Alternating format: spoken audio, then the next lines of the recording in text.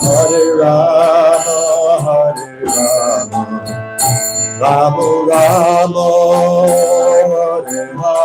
Hare Hare.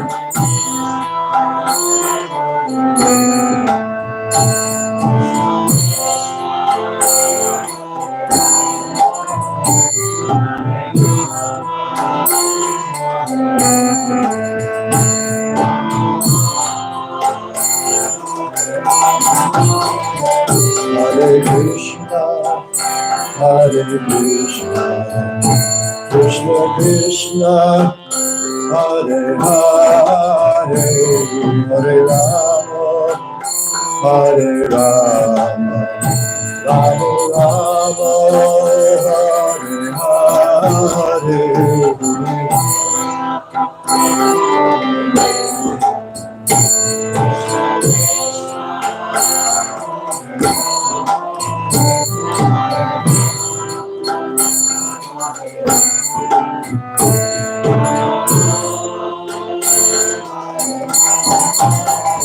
Hare Krishna, Hare Krishna, Krishna Krishna, Hare Hare, Hare Rama, Hare Rama, Rama Rama, Hare Hare.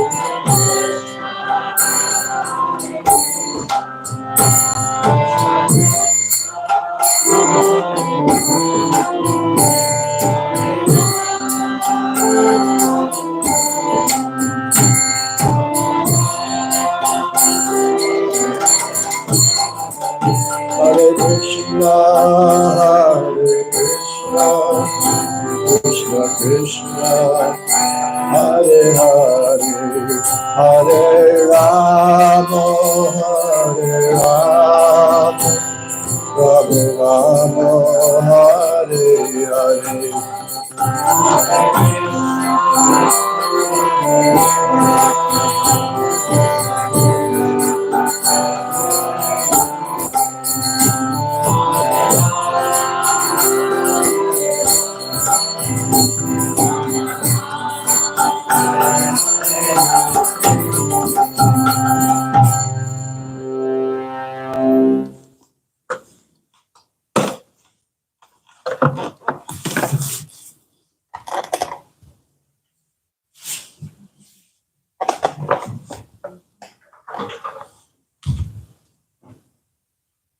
Om Namo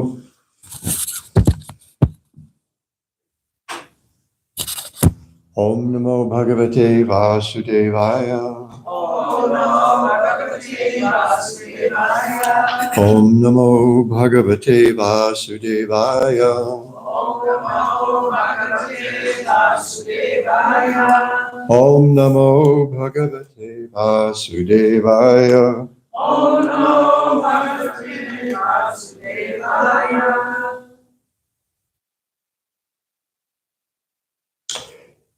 Today we'll hear from Srimad Bhagavatam, Canto 4, Chapter 25, Text 11.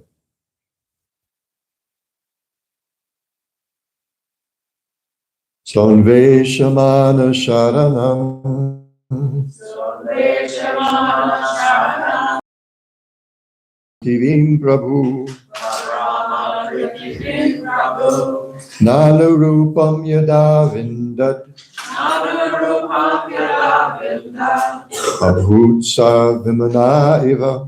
Abhutsa Vimana Iva.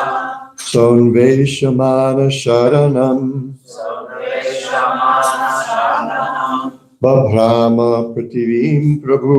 Babrahma Prativim Prabhu. Nanurupam Yada Vindat. Nanurupam Yada Vindat. Abhutsa Vimana Iva. Abhutsa Vimana Iva. Sonveshamana Sharanam. Sonveshamana Sharanam. Babrahma Prativim Prabhu. Babrahma Prativim Prabhu. Nanurupam Yada Vindat. Nanurupam Yada Vindat. Abhutsa Vimana Iva. Abhutsa Vimana Iva. Others, please. So Niveshamana Sharanam Brahma Pritivim Prabhu Nana Rupam Yada Vindan Abhutsa Vimana Iva Shamana Sharanam Sodevashamana Sharanam Prabhu Brahma Pritivim Prabhu Nanarupam Yada Vindan Nana Rupam Yada Vindan Abhutsa Vimana Iva Abhutsa Vimana Iva Sodevashamana Sharanam Brahma Pritivim Prabhu Nana Rupam Yada Vindan Abhutsa Vimana Iva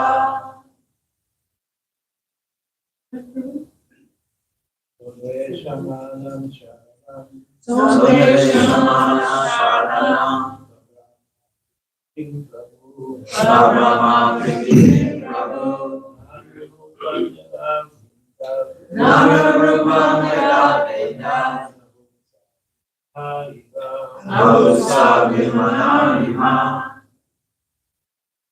Sodevashamana Sharanam Sodevashamana Sharanam Brahma Pritivim Prabhu Brahma Pritivim Prabhu Nanarupam Yada Vindan Nana Rupam Yada Vindan Abhutsa Vimana Iva Abhutsa Vimana Iva Word to word. Saha, that King Puranjana, That King Puranjana Ambe Shamana, searching after, Sharanam, shelter, Brahma, traveled over, Prativim, the whole planet Earth, Prabhu, independent master, Na, never, Anurupam, to his liking, Yada, when, Avindat, he could find, Abhut, became, Sa, he, Vimana, morose, Iva, like. Translation and purport by His Divine Grace, A.C. Bhaktivedanta Swami Prabhupada.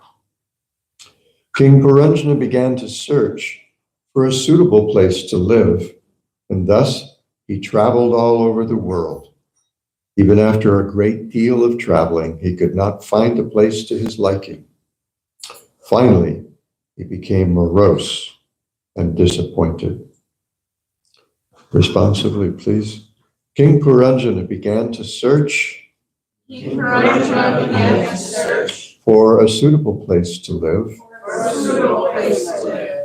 and thus he traveled all over the world.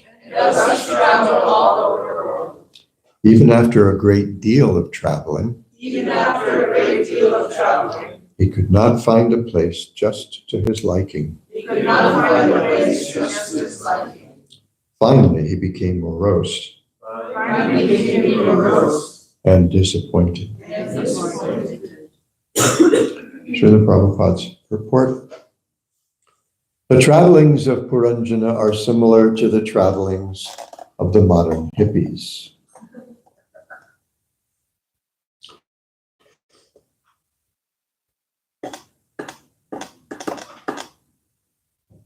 I've always found that interesting because this is Puranjana, this is everybody's problem, right? Generally, Srila Prabhupada was fond of the hippies. He said they're our best customers. Generally, hippies are sons of great fathers and great families.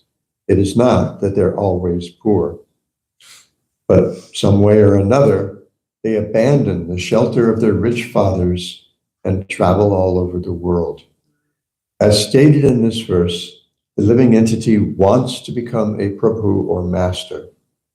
The word Prabhu means master, but actually the living entity is not a master. He is the eternal servant of God. When the living entity abandons the shelter of God, Krishna, and tries to become a Prabhu independently, he travels all over the creation. There are 8,400,000 species of life and millions and millions and trillions of planets within the creation. The living entity wanders throughout these various types of bodies and throughout different planets. And thus he's like King Puranjana, who traveled all over the world looking for a suitable place to live. Sri Narottam Das Thakur has sung, Karmakanda Jnanakanda Kevala Vishera Bhanda.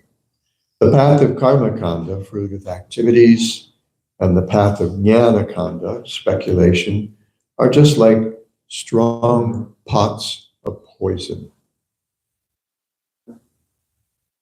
Amrita Bulia Jeva Kai, Nana Yoni Sadapire. A person who mistakes this poison to be nectar and drinks it travels in different species of life. Be careful, Alice. Kadaya Bhakshana Kori. And according to his body, he eats all types of abominable things. For instance, when the living entity is in the body of he eats stool. When the living entity is in the body of a crow, he eats all kinds of refuse, even pus. And this is pre-breakfast? More for me. He eats all kinds of refuse, even pus and mucus, and enjoys it. Thus, Narottam Das Thakur points out that the living entity travels in different types of bodies and eats all kinds of abominable things. When he does not become ultimately happy, he becomes morose or takes to the way of hippies. I find the or interesting. So maybe of the hippies isn't exactly like giving into the material world, I don't know. But I always found that particular choice of a conjunction interesting. He becomes morose or takes to the ways of hippies. Thus, in this verse it is said, na anurupam, that the king could never find a place suitable for his purposes. This is because in any form of life and on any planet, in the material world, a living entity cannot be happy because everything in the material world is unsuitable for the spirit soul. As stated in this verse, the living entity independently wants to become a Prabhu. But as soon as he gives up this idea and becomes a servant of God, Krishna, his happiness immediately begins. Therefore, confirmed. Therefore, Srila Bhaktivinoda Thakur sings, Miche Maya Vashe, Jachabheshe Kaharubudupai. My dear living entity, why are you being carried away by the way of Maya? As stated in the Bhagavad Gita, Ishvara Sarvabhutanam Hridesharjuna Tishtati Brahmayam Sarvabhutani Yantrarudhani Mayaya. The Supreme Lord is situated in everyone's heart, O Arjuna, and is directing the wanderings of all living entities who are seated as on a machine made of material energy. The living entities carried in the machine of the body through so many species of life on so many planets. Therefore, Bhaktivinoda asks the living entity why he's being carried away in these bodily machines, to be placed in so many different circumstances. He advises that one surmount the waves of Maya by surrendering unto Krishna. Jeev Krishna Dasai Vishwas Korlita Artukanai.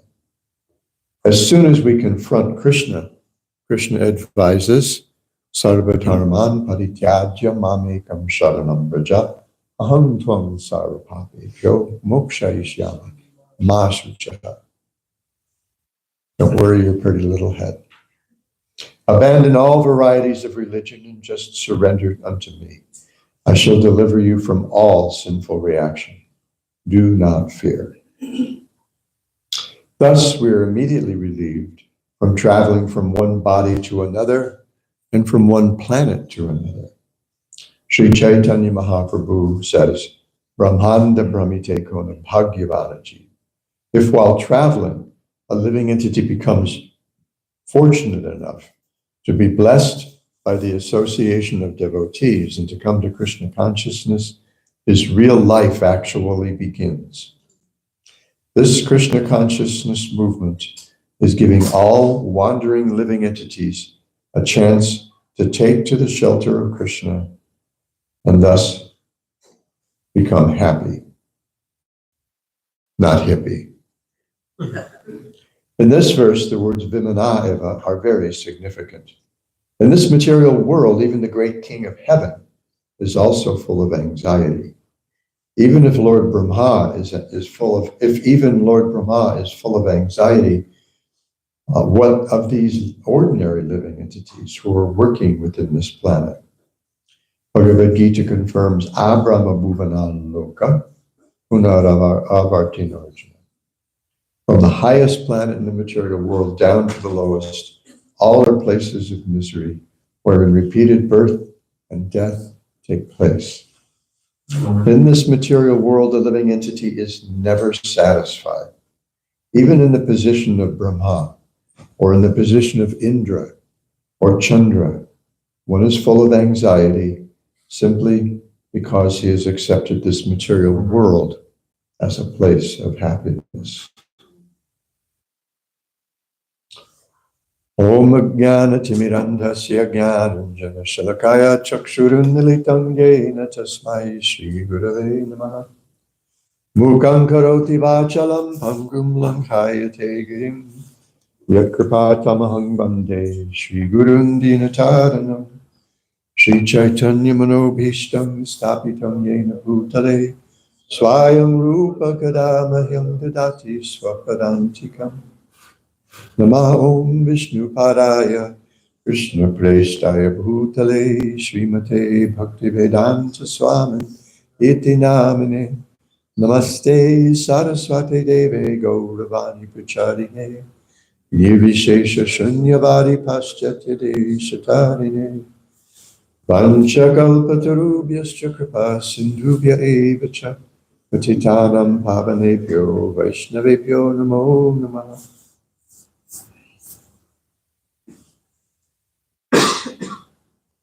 Sonveshamana Sharanam Babrahma Prativim Prabhu Nanu Rupam Yadavindan Abhut Savimana Eva. King Parajana began to search for a suitable place to live, and thus he traveled all over the world. Even after a great deal of traveling, he could not find a place just to his liking. Finally, he became morose and disappointed.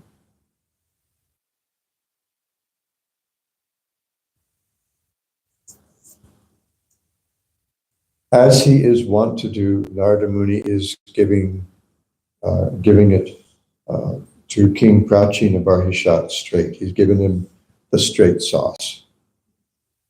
This is your situation.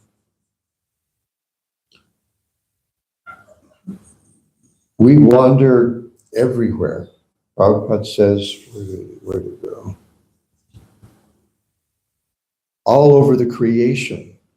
We wander all over the creation, looking for sharanam, looking for shelter, looking for a place where we actually belong. we tend to look for places, we tend to try to fit in wherever we are. That's not always a good idea, because it often means ignoring our own actual needs,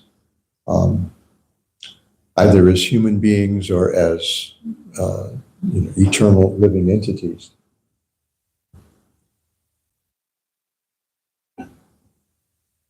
But if we look for a place where we belong, where these are our people. Speaking last, I probably brought this line from the Bhakti Rasamrita Sindhu up a few times in the last few days. When Srila Rupa Goswami lists the 64 angas of sadhana bhakti in the second chapter of the Bhakti Rasamrita Sindhu, when he gets to sadhu sangha, he gives 3 qualifications for that association. These are the kinds of people we want to become attached to. So jati ashaye. Jata has to do with kind, class, birth, family, that kind of thing. It's like the jati go size.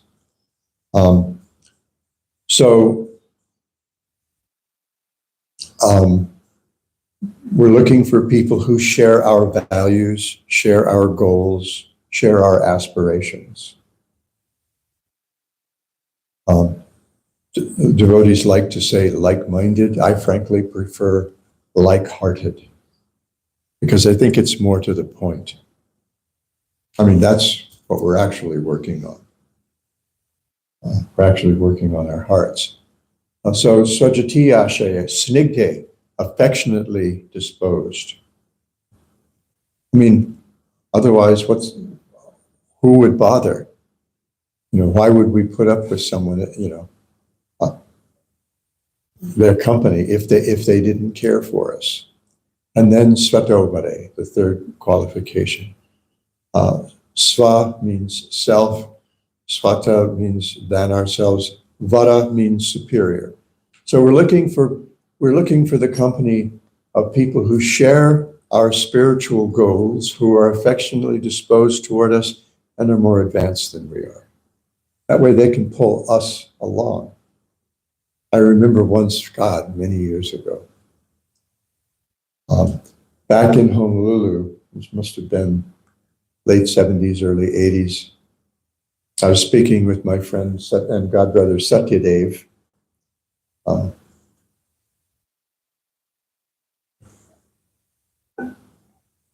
Really wonderful, very grounded, always been a very grounded devotee. And we were talking about qualities of leadership. And he said, pushing people doesn't work in any context in the long run. There might seem to be some desirable result immediately, but in the long run, it doesn't work. And so he took a string and he laid it down on the desk. And he said, so if you try to push the string, it's not going to go where you want, because the string just kind of like bunches up and then kind of trails behind. But if you pull it, if you draw it, you can take it anywhere. So it's the same thing with people.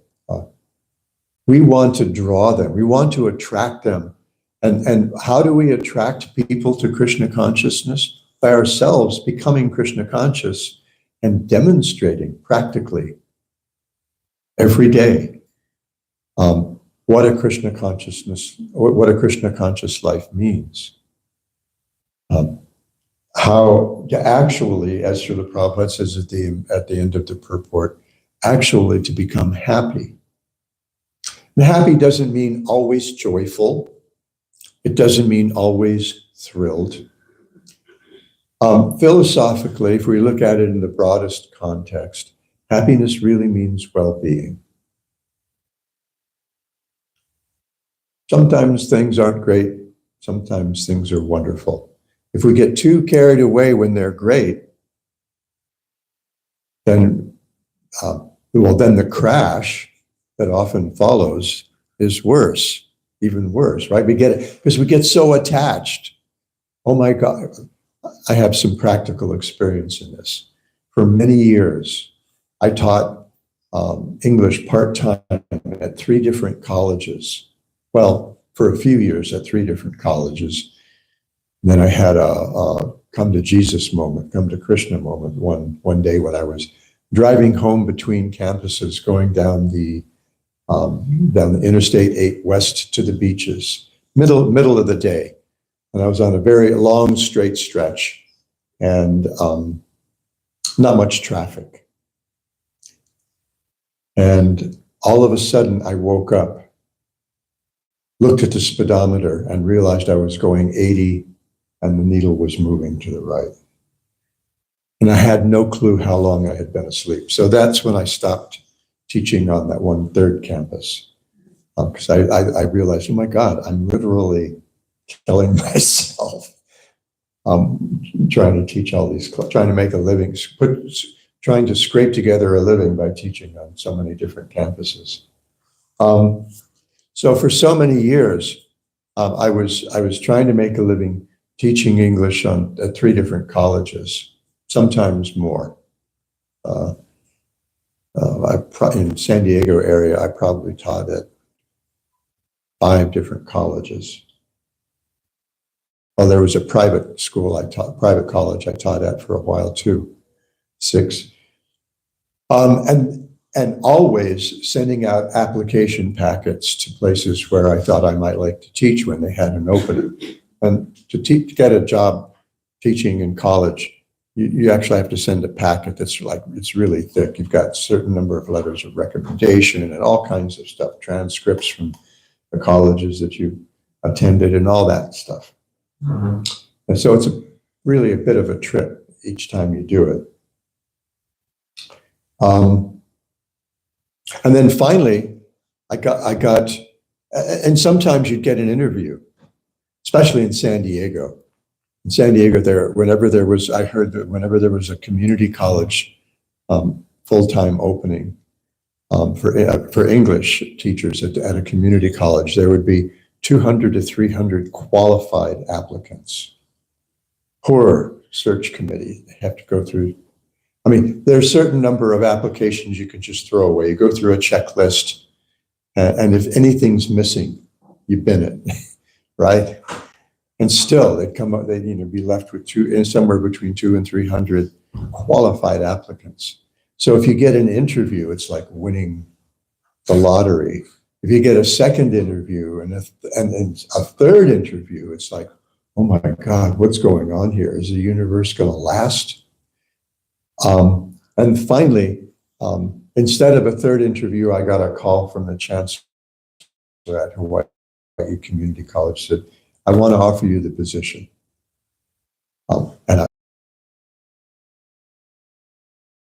It's just so rare. However, turned out I didn't fit in very well. This was a job this was the one place where I most thought I wanted to teach. Because I'd lived on the Big Island a couple of times before, and I like the pace of life there. And it's a small campus. When I was teaching there, the full-time faculty was like 90, 95 professors, 2,200, 2,300 students. Small is beautiful. And, but it turns out I didn't fit in very well, particularly with the department chair. And when I was denied tenure, it was one of the most emotionally painful things I've ever experienced in my life. I couldn't even say it out loud for quite a while that, oh, I've lost my position with the University of Hawaii. I just couldn't, I couldn't say it out loud even.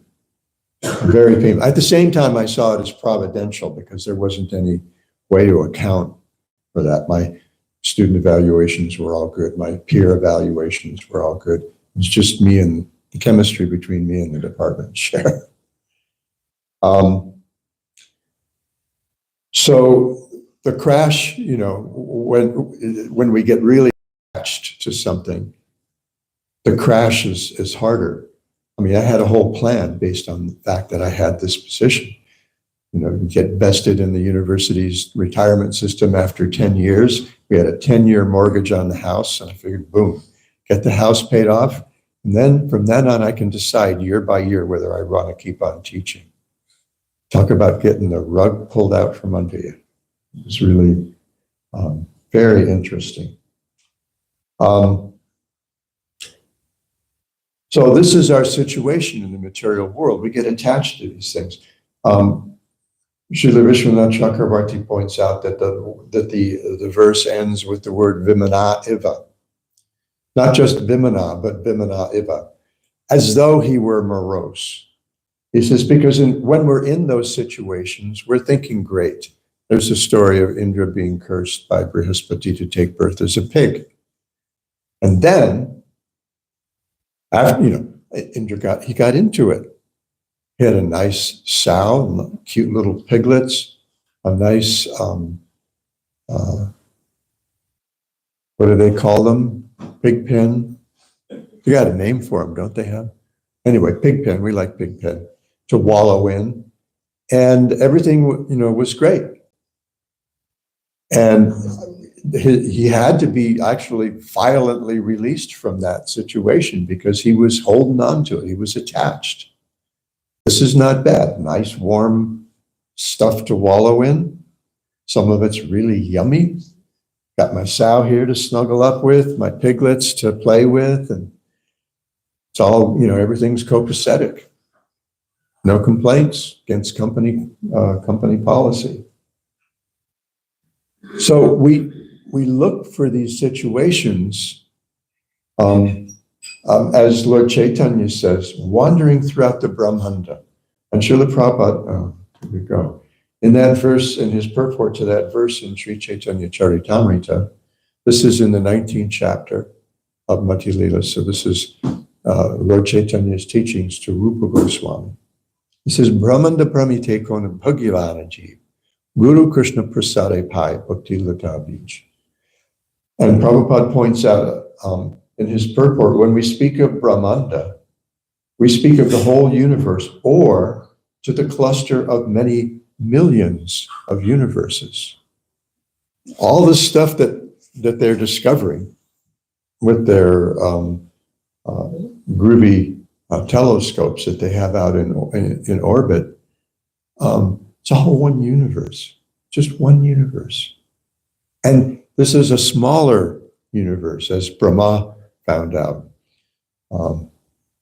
in the 10th canto of the Bhagavatam.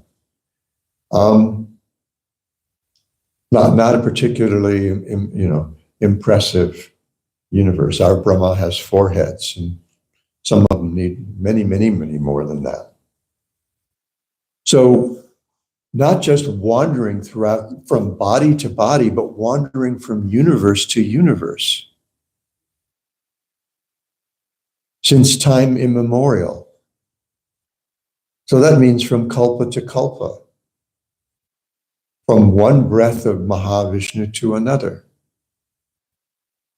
There's no way of knowing how many different bodies we've visited in how many different universes, in how many, different lifetimes of different Brahmas.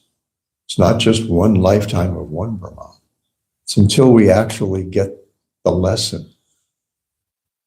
And we're looking for sharanam. We're looking for shelter.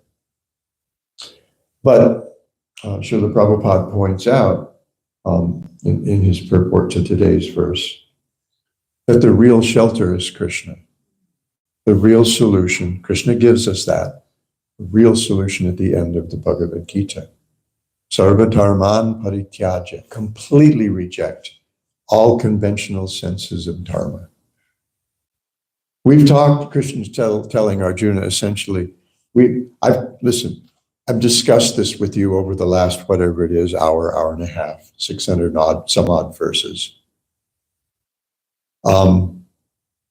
From so many different angles of vision, so many different perspectives. Forget it all.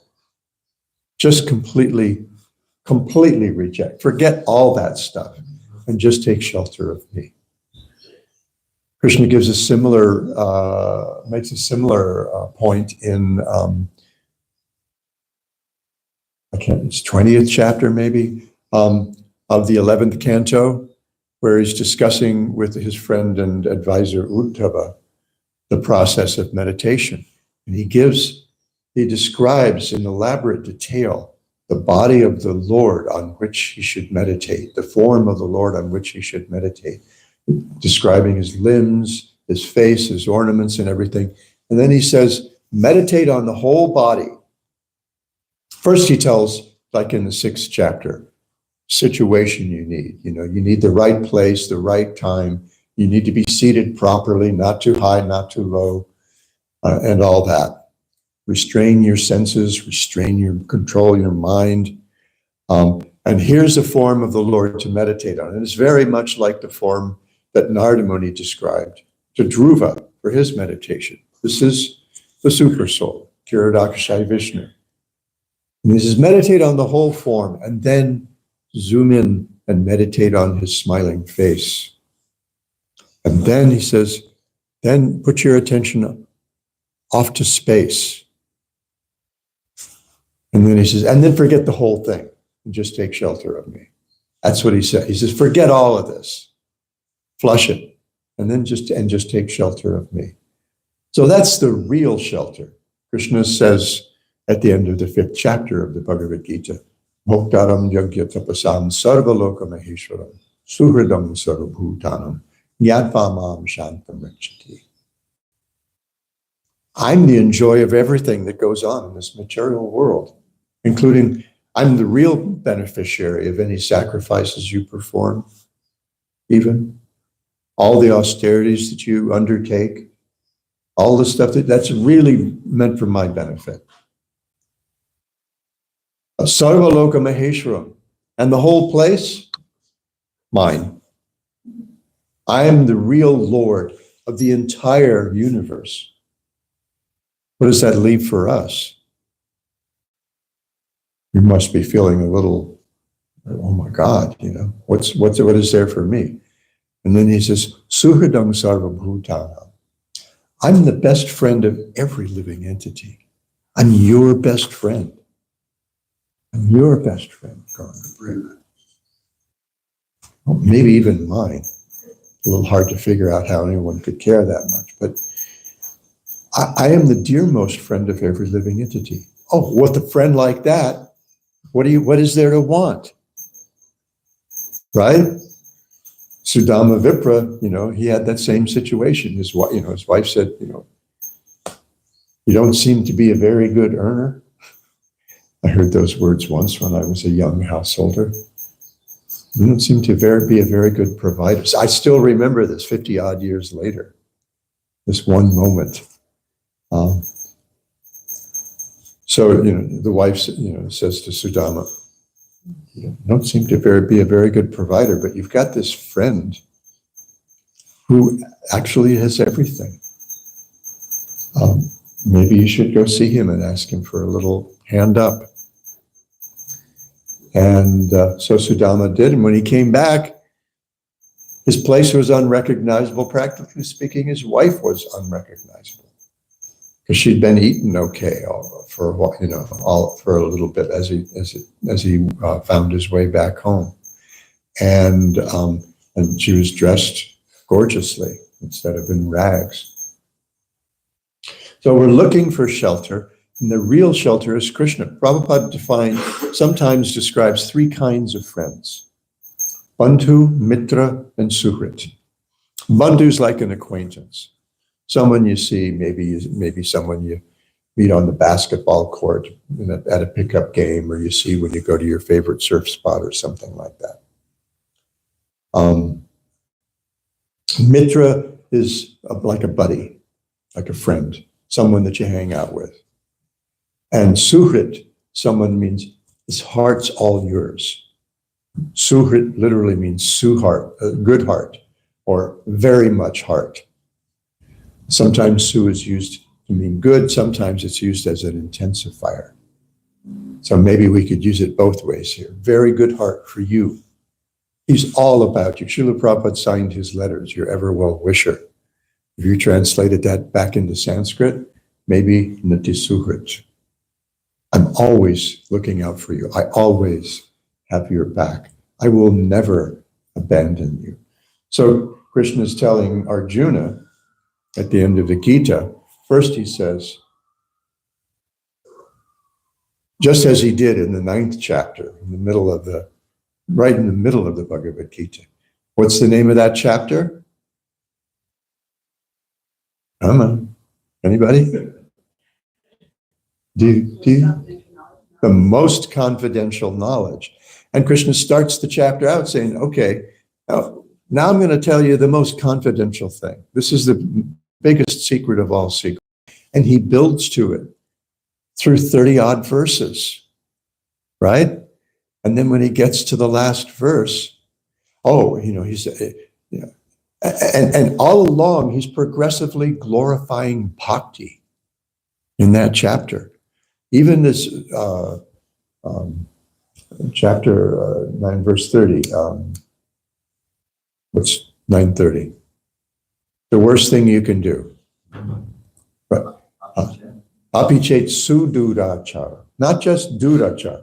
Even if someone does something really, really awful, if their goal is me exclusively, even if they blow it, and we see the same thing throughout the Bhagavatam, even if they blow it, nothing's lost. That person should still be considered saintly because they're properly situated, and it's bhakti that will get rid of all the anarthas that are getting in there, that cause them to act in an uncharacteristic way all of a sudden. So he's progressively glorifying bhakti as he goes through the chapter, and at the end he says, really, it's all about this. Manmana bhava madbhakto madhyaji mam namaskuru. Use your mind to always think of me. Become my devotee. Offer your obeisance to me. Also, what he's saying is offer yourself to me. Make yourself an offering to me.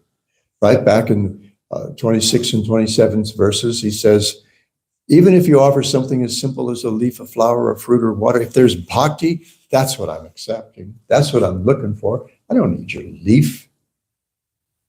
I don't need your dried fig. I don't need your fudge. I want your heart. What do you give the person who's got everything? The one thing they don't have. That's my heart. That's a gift. Give somebody your heart. Then you own them. That's what Krishna says. He says, my devotees are always in my heart. I'm always in their hearts. I am not at all independent of them. I depend on them just as they depend on me. I can't do any. He's telling, what's his name, Durvasha Muni, who's come to be pardoned for his offense against King Ambarish. And the Lord Narayan says, you got me, pal. I can't help you out here. You know, I belong to people like Ambarish. They own my heart. So that's what Krishna is asking for. He's not asking for blind trust. He's explained throughout the entire Gita, I'm really the absolute truth. I really, really, really am. Everybody says it. All the sages, all the scriptures, they all point to me as the source of everything. So even if there's some sin incurred because you neglect some lower duty, don't worry about it. Mashuchaha. Don't worry. Don't lament. Because I've got your back. I've got you covered. Moksha Ishami. I will personally deliver you from that kind of, from any such reactions. And then again, at the end, toward the end of the 18th chapter, Krishna says, okay, we've talked about so many confidential things. This and that, so many confidential things. Now I'm going to tell you the most secret of all secrets. It's like, top secret, secure facility where you got to, you can't, we can only talk about this in one of those, what do they call them? They have a special name for those secured secured rooms. I worked when I was in the Navy. We just called it the safe, but it was one of those rooms where there's no way you could find out what was being discussed in that room.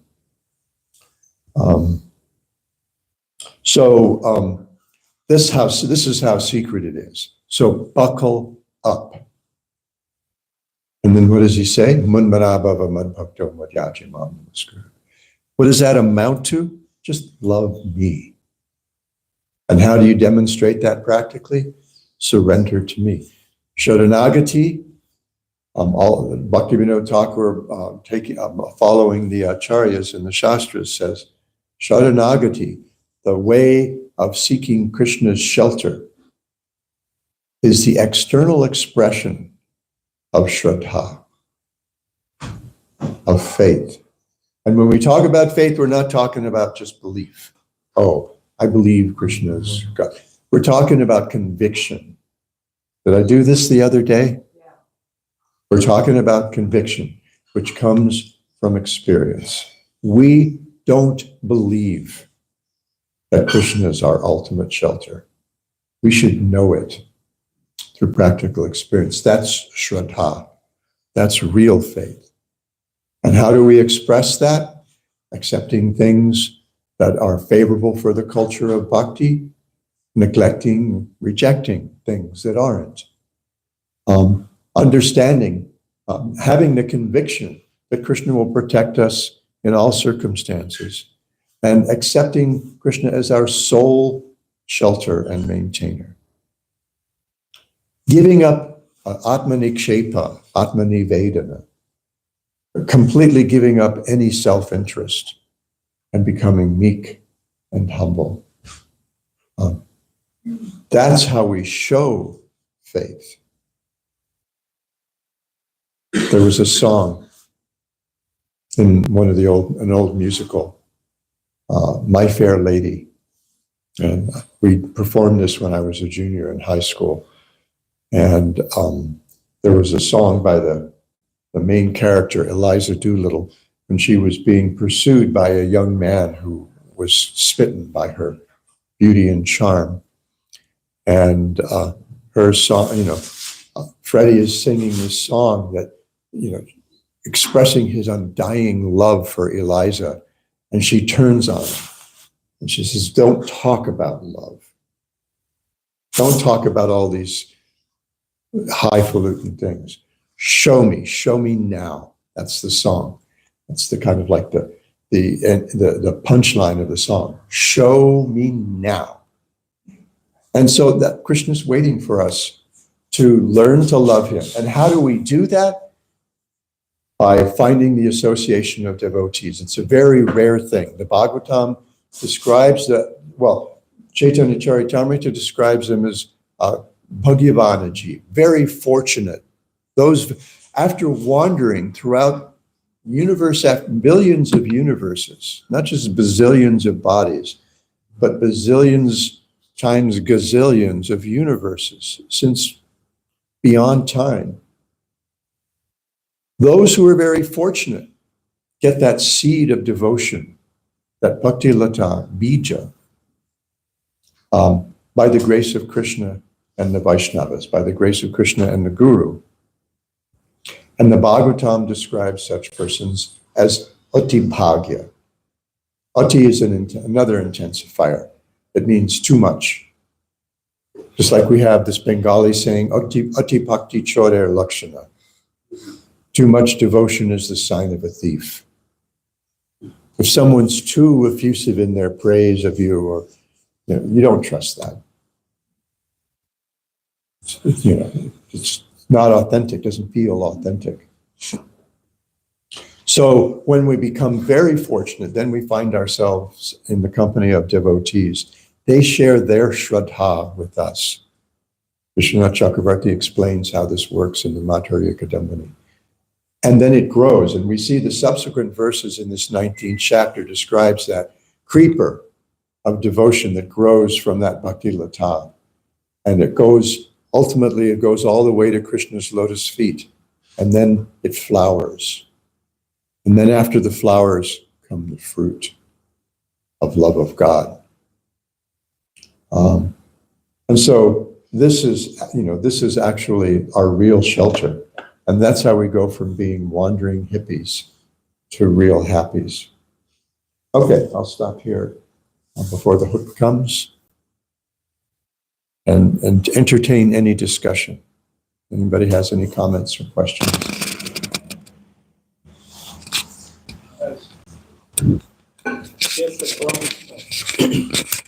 Just a comment.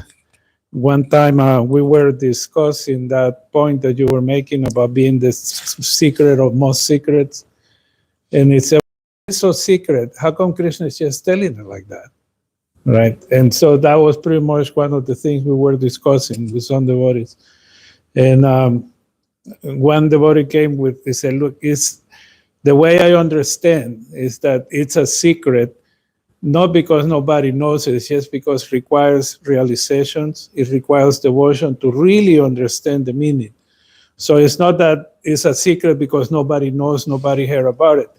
It's a secret because it's something really deep in the heart that has to be cultivated and has to be developed, and it has to be nurtured at the same time. That not everyone can hear it. I mean, they can hear the words, but they don't process it. Just like when I was doing a Karuna Care thing a few weeks ago, one of our exercises included the question, if you knew that it was absolutely impossible for you to fail, what would you do? And my response was, is that a language? I hear sound, but it doesn't make any sense to, I'm somebody afflicted with so afflicted with self-doubt that it's hard to understand something like that. What would you do if you knew that you couldn't possibly fail? I can't imagine, it's hard for me to imagine anything that I couldn't possibly fail at because I failed at so many things.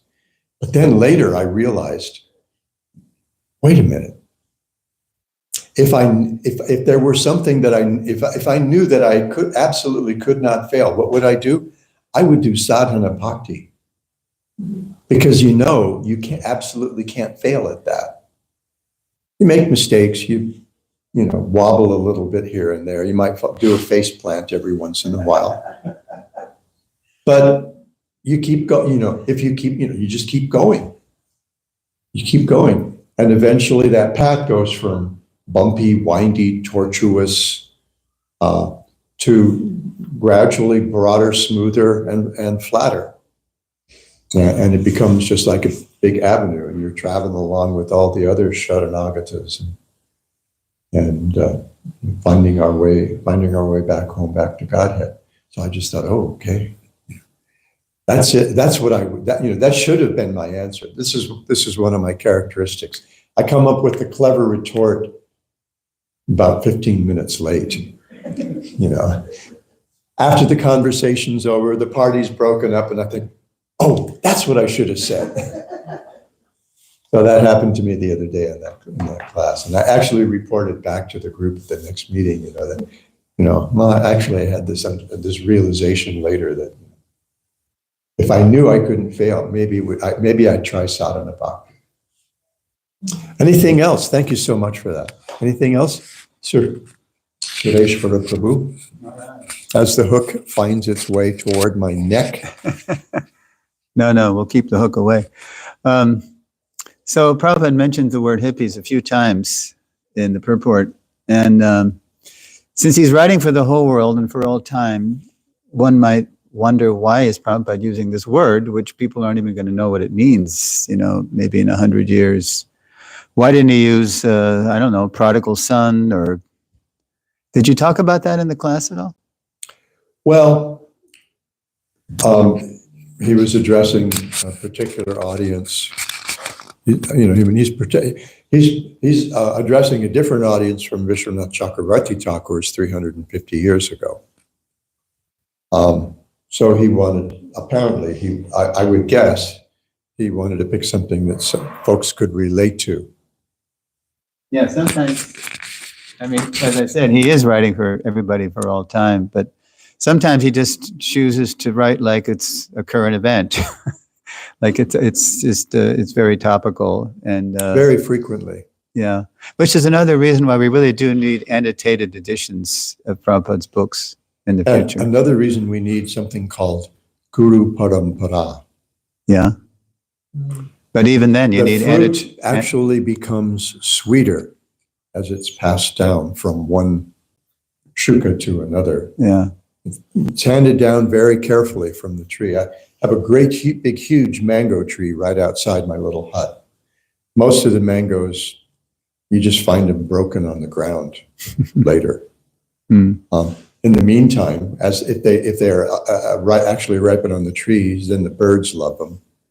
And we have parrots in our neighborhood. We have some green and actually a couple of blue ring-necked parrots who we see a lot during mango season. We have several big mango trees on the property. So you can explain the context to your audience. Right. And that's why we have Guru Parampara. Right. Thanks. One after another. Okay, I think that's it. Thank you all so much for your attention and patience. Grantha Raja Srimad Bhagavatam. Jai. Gaur Bhakta Vrinda. Ancha Kalpataru Vishnu Kripa